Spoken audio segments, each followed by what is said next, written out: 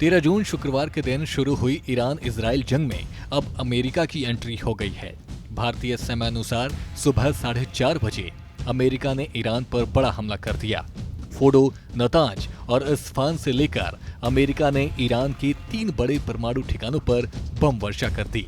इन हमलों के बाद एक सवाल लगातार उठ रहा है कि आखिर अमेरिकी हमले में ईरान को कितना नुकसान हुआ है और क्या सच में इस हमले के बाद अब ईरान का परमाणु शासित देश बनने का सपना सिर्फ सपना रह जाएगा। चलिए विस्तार से बताते हैं आपको सब कुछ। क्या खत्म हुआ ईरान का परमाणु मिशन? दरअसल अमेरिका के राष्ट्रपति डोनाल्ड ट्रंप ने उस समय सनसनी फैला दी जब उन्होंने बयान दिया कि ईरान पर अमेरिका ने विश्व के सबसे घातक विमान में से एक B-2 स्टेल्थ बॉम्बर से ईरान की परमाणु साइट्स को तबाह कर दिया है, जिसमें फोडो, नतांज और इस्फहान शामिल हैं। और ईरान ने भी इस खबर पर मुहर लगा दी कि यूएस ने उनके ठिकानों पर हमला किया। लेकिन एक सवाल पर पूरी दुनिया की नजरें अब भी टिकी हुई हैं कि क्या सच में अमेरिकी हमले में ईरान के सबसे सुरक्षित परमाणु ठिकानों में से एक फोडो भी तबाह हो गया है? क्या अब ईरान का परमाणु संपन्न देश बनने का सपना अब सिर्फ सपना रह जाएगा? तो आपको बता दें कि ईरानी अधिकारियों का कहना है कि फोडो न्यूक्लियर प्लांट को अमेरिकी हमले से कोई बड़ा नुकसान नहीं हुआ है, क्योंकि हमले से पहले ही सभी महत्वपूर्ण परमाणु संसाधन सुरक्षित जगहों पर शिफ्ट कर दिए गए थे। साथ ही उन्हें पहले से ही हमले की भनक थी। यानी इस बयान के आधार पर कह सकते हैं कि परमाणु कार्यक्रम को लेकर ईरान की उम्मीदें अब भी बरकरार हैं। अब आपको बताते हैं कि फोडो की खासियत के बारे में। फोडो की खासियत रिपोर्ट्स के मुताबिक ईरान के कोम शहर के पास फोडो न्यूक्लियर प्लांट एक पहाड़ी के नीचे बना हुआ है, जो जमीन से 80-90 मीटर या करीब 295 फीट गहरा है, जिसे किसी भी युद्ध जैसी स्थिति से निपटने के लिए इतनी गहराई में बनाया गया था ताकि यह भीषण बमबारी से भी बच सके।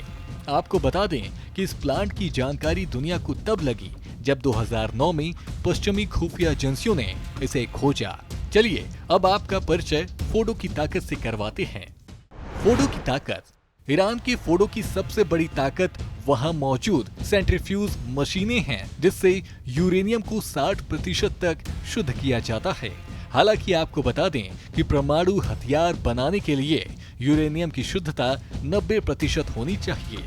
साथ ही विशेषज्ञों का मानना है कि फोडो इस लक्ष्य के बहुत करीब पहुंच चुका था और इसी बात को खतरा मानते हुए पहले इजराइल ने ईरान पर भीषण हवाई हमले किए और अमेरिका भी इस जंग में कूद गया और बंकर बम बस्टर से ईरान पर हमला कर दिया।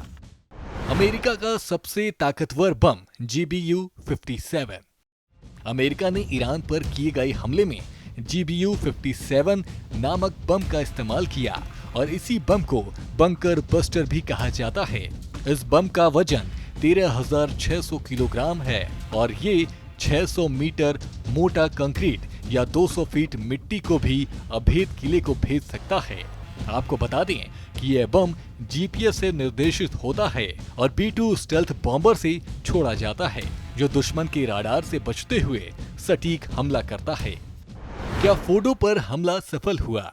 फोडो की गहराई और सुरक्षा इसे बमबारी से बचाने के लिए ही विशेष रूप से डिजाइन की गई है। विशेषज्ञों का मानना है कि इस पर बार बार बम गिराने से चट्टानों को कमजोर किया जा सकता है। आपको बता दें कि अमेरिका ने हमले में 6 GBU-57 बमों का इस्तेमाल किया। हमले के बाद ट्रंप ने फोडो की साइट को पूरी तरह से तबाह हो जाने का बड़ा दावा किया और ईरान से शांति बनाए रखने की अपील की। लेकिन आपको बता दें अभी तक इस पर कोई स्वतंत्र जांच रिपोर्ट सामने नहीं आई है, जो इस बात की पुष्टि करती हो कि फोडो अब तबाह हो चुका है। वैसे आपका इस पूरी खबर पर क्या कुछ कहना है, हमें कमेंट कर जरूर बताएं और देखते रहें सूर्या समाचार।